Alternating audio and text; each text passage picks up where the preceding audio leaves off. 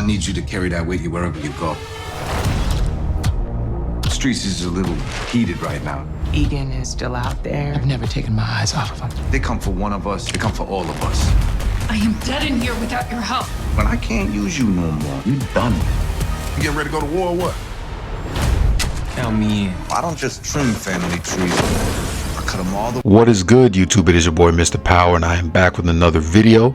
And tonight is the night, right? Episode 3 of Power Book 4 Season 3 is tonight at midnight on Stars. Y'all know my midnight people. We on that. We're not waiting for nobody, right? Obviously, you guys can expect a recap video after the episode tonight on all platforms. And I want to shout out my guy No Label to Label for these exclusive pictures, because I don't be finding them. Nobody be trying to send me nothing. Everybody be acting weird with me for some reason. I don't know. But shout out No Label to Label for that. And let's get right into it. I do have the episode title and description before we get into these exclusive pictures. Tonight's episode is called There's Always a Price to Pay. Something makes me feel like that has something to do with D-Mac, because we know he's going to be wild in this episode, right? The description says, as Tommy does damage control with allies, Diamond and Jannard devise a plan to deal with D-Mac, and Vic plots his next move. Now, Tommy's going to have to do damage control once the coalition finds that Chavo got smoked. That's what that means.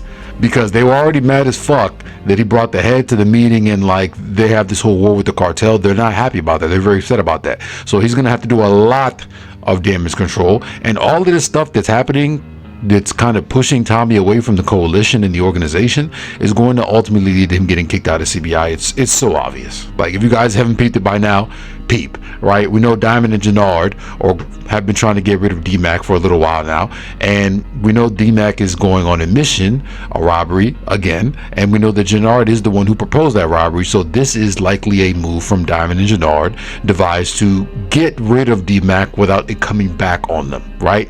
Obviously. And we know your boy Vic obviously is going to be making moves. He's a desperate dog, you know what I mean? He doesn't have really much to lose at this point, so he's going to be making a lot of moves to try to get himself out of the situation that he's in, and it should be pretty interesting, right? Let's get into these exclusive picks. Obviously here we see Tommy with Mireya, and Tommy's giving Mireya a gun. We saw this in the trailer. She needs to be strapped. Honestly, she should have been strapped the second that they made this relationship official, because she's grown up around the life. Her brother's in the life. Like, she knows better than anybody that if she's dating someone like Tommy, she should have a strap anyway. The fact that Tommy even had to go out his way to get this for her and she didn't already have one herself, it raises concern.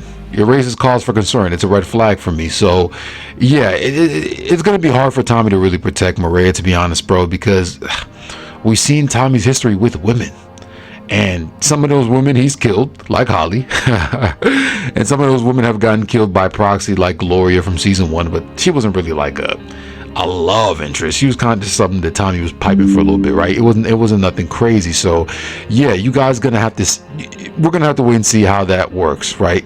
Obviously, as well, we're going to have another scene with Tommy and Mireya a couple times this episode, probably discussing their future together, right? And I told y'all, Mireya's pregnant, y'all.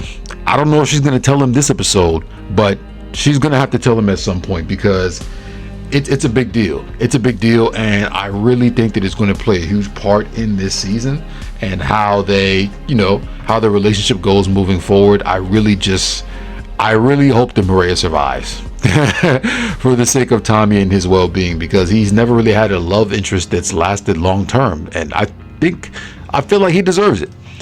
Then we have Stacey Marks. Y'all know how I feel about Stacey Marks. I don't really like her character. I don't really like her storyline, and the fact that she's getting like her own storyline with this whole campaign DNC bullshit, it doesn't interest me, and I don't see this campaign thing going well. I think it's going to ultimately come crashing down, because she moves with a lot of dirty tactics, right? Does her team even know that Vic is alive?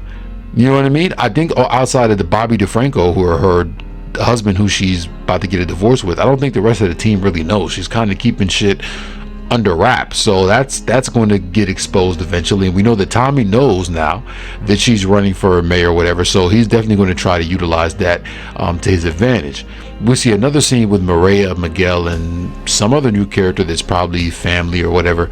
They're at a little family gathering. This is obviously the first time that we've seen Mireya and Miguel, you know, together since he kidnapped her and let her go in episode 1, right?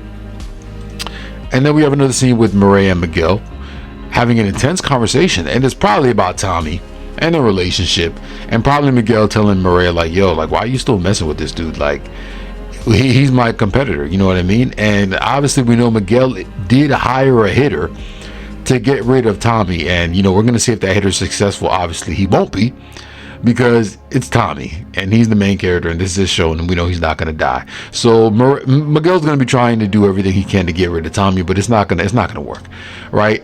And then we have another scene with Diamond and Jannard, and I will say they've been very buddy this season. They've been very close. Jannard has done a great job, I will say, manipulating Diamond, while Shanti has been manipulating him to do that to Diamond. And I think they'll probably be on another mission this episode, them together, and it should be interesting to see how their relationship grows as their relationship with Tommy gets worse and worse, and you know, Jannard and Diamond try to essentially rise to the top of CBI and get rid of Tommy, because that seems like where things are kind of going, right? And then we have another picture with your girl Claudia. We do know she's going to get out of prison at some point. I don't think it'll be this episode, but we do know that some people are going to be testing her this episode, and she's going to have to show what she's made of, right? We know she's going to get out of prison just based off the teasers we saw on social media, and I'm curious to see what her interactions are going to be like with some of these other characters when she does get out, and what's her safety going to look like, and what her relationship with the Marquez cartel is going to look like when she does get out of prison. And last but not least, we have a scene here with Tommy, and you know, Tommy is with this guy. I don't know if this is someone from the Marquez cartel. We know this is someone he's probably going to throw off the roof in one of those scenes that we saw in the original trailer, and it's going to be interesting, right? And we see Tommy again with this other Mexican dude. I don't know if this is a guy. I think that's one of the dudes from the coalition with the red shirt on and the strap packed in. So Tommy's going to be on moves this season. He's going to be trying to do damage control, like I said, for everything that's gone on with the Marquez cartel, and it should be interesting. I think episode 3 is going to be even better than the first two, and I think every episode this season is just going to ramp up. I see the storylines are ramping up. I see things are heating up with Tommy and the organization and everything like that. We're still waiting on JP and K. We haven't seen them yet, so that's definitely something to look out for. And yeah, you guys, let me know what you guys think of episode 3, these pictures, the exclusive pictures and everything like that. And obviously stay tuned for my recap tonight after the episode, and I will catch you guys on the next one. Peace.